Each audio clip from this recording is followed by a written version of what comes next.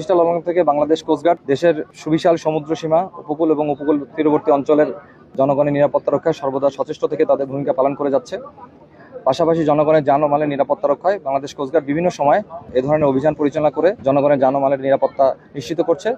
আমরা সম্প্রতি সেন্ট মার্টিনগামী দুটি জাহাজ, একটি হচ্ছে আটলান্টিক ক্রুজ এবং এমভি কর্ণফুলী এক্সপ্রেস, দুটি জাহাজ চরে আটকে যাওয়ার ঘটনা ঘটে। পাশাপাশি সর্বশেষ 27শে ডিসেম্বর 2025 আটলান্টিক ক্রুজ জাহাজটিতে অগ্নিকাণ্ডের ঘটনা সংঘটিত হয়। এর ফলশ্রুতিতে ঝুঁকিপূর্ণতায় ভুগছে পর্যটকরা, ইতিবাচক প্রভাব ফেলছে পর্যটক খাতের উপরে। তো এরই ধারাবাহিকতায় বাংলাদেশ কোস্টগার্ড আজ 30 ডিসেম্বর 2025 কোস্টগার্ড স্টেশন কক্সবাজার, জেলা প্রশাসন, বিআইডব্লিউটিএ এবং পুলিশ সহ অন্যান্য সংশ্লিষ্ট সংস্থাকে সাথে নিয়ে আমরা একটা যৌথ অভিযান পরিচালনা করেছি।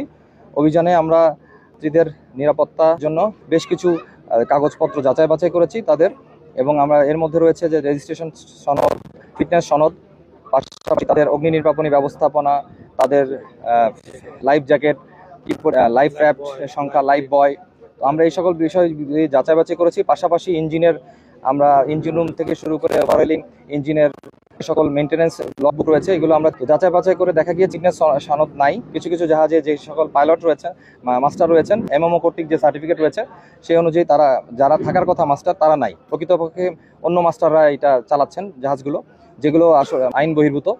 তো আমরা কাগজপত্র যাচাই বাছাই করেছি শুধুমাত্র যাত্রীদেরকে সেন্ট মার্টিনে যাতে তারা সুন্দরমাত্র যাতায়াত করতে পারে। তো বাংলাদেশ কোস্টগার্ড অন্যান্য দায়িত্ব পালনের পাশাপাশি পর্যটকদেরকে নিরাপদভাবে যাতায়াতের জন্য এবং পর্যটক খাতকে আরও উন্নত করার জন্য বাংলাদেশ কোস্টগার্ড সর্বদা সচেষ্ট রয়েছে এবং সরকারের সকল দায়িত্ব